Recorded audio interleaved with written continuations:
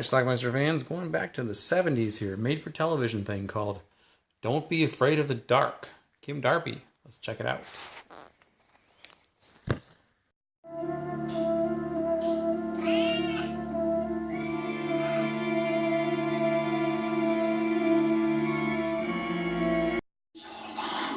many years, we wish to come, set us free, set us free, set us free, patience.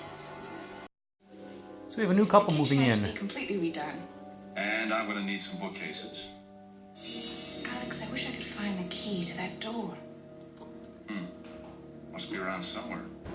Enforced with iron bars. There's no way of opening it up. They're just sealed in place in the basement. Whose idea was that? Your grandmother had me do that 20 years ago. She wants to get in. What? He tells her that they gotta leave it shut. It's best to leave things the way they are. She's having none of that, though. She wants to know what's in there. It's kind of like a sealed-in fireplace. Listen closely.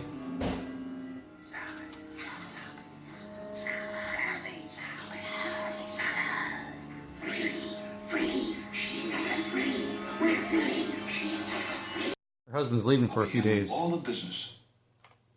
All of it.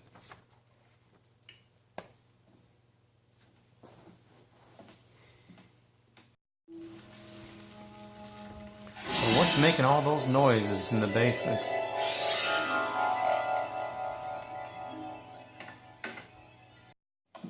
He sealed it back up.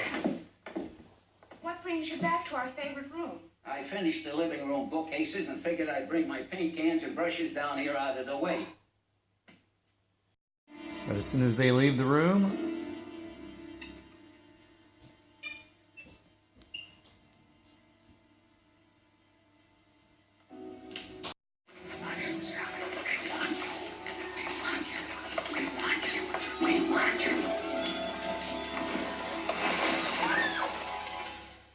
Sounds crazy. But it was something like this little ferocious animal grabbed at my dress. I heard all these little voices. Look, Sally, you've got to stop this. he's screaming at the handyman. And I know it didn't get unbolted by itself. Now wait, I got something to say to you. There's a little matter of a key missing. Now you've got no excuse in the world for taking the key out of that door. Anyway, they're having a dinner party at the house, and we're going to get our first view of whatever it is that's been haunting her. We had to sleep in one of the spare rooms, and the dining room isn't finished yet. Somebody's pulling at her napkin.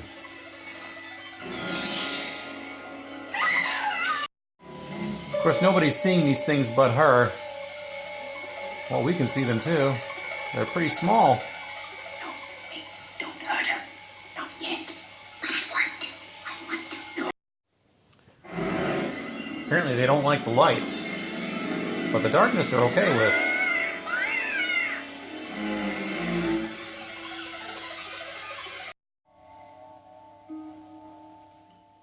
Just a few more days, I'll be safe.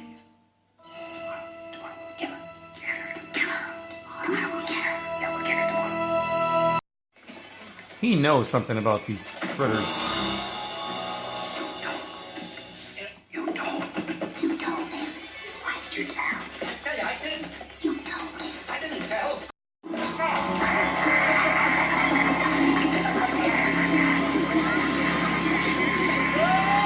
Door shut. I couldn't get it open. After your wrist. Oh, the light wasn't working. I was trying to find my flashlight to get something to open the door with. I spent hours on this job. Our creatures are setting up a trap. Paintings. It's not done. It was all that work I did for your party, you know? Which just killed this guy. You, Sally. It was a mistake. It's your spirit we need. Your spirit we want. Your spirit. Your spirit. Your spirit. You set us free. Whoever frees us. They did it with the cord. This is her friend Joan. Nobody believes her. You've got to believe me. I think I do. But I doubt if anyone else will. Listen, Alex. I think you've got a choice. Either you accept the fact that something is going on in this house, that some supernatural element is trying to harm Sally, Or you say that she's having a mental breakdown and that she's just imagining everything. Creatures are making their final assault now.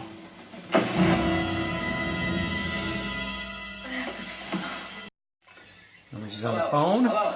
Hang up on her. Hello. It was locked, but they broke it down. Everything in that room was wrecked. Are you telling me that something reached up through that fireplace and pulled that old man down through the hole? That's all I can tell you. They're trying to get her and drag her down to the basement into the little pit room.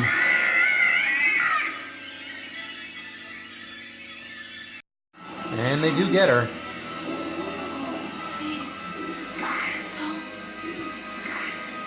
Help me. As they were dragging her, she managed to get a hold of the camera, the flash camera.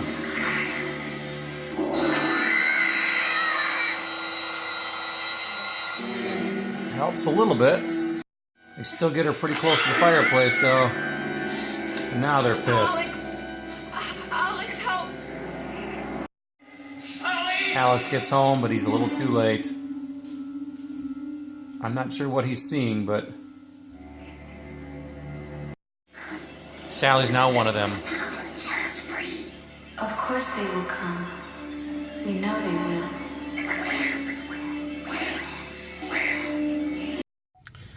All right, let's talk about Don't Be Afraid of the Dark. It's a movie that was made for television, came out in 1973. I read a little bit about this movie. Apparently, this film was filmed, or they made this film in less than 2 weeks, and it was almost like immediately once the script was done, they started filming because there was a writer's strike that was about to start, so they had to get this thing done very quickly, and they did. So, anyway, it stars Kim Darby. She and her husband are, she plays Sally. I think her husband's name is Alex. They're moving into this house that, well, I guess belonged to her grandmother at one point, and there's this kind of like an old fix-it man, I think his name was Harry, maybe? I can't remember. Anyway, he is kind of, he's like 80 years old, and he just kind of bums around the house and fixes things and does that sort of thing. He's like a caretaker at the place.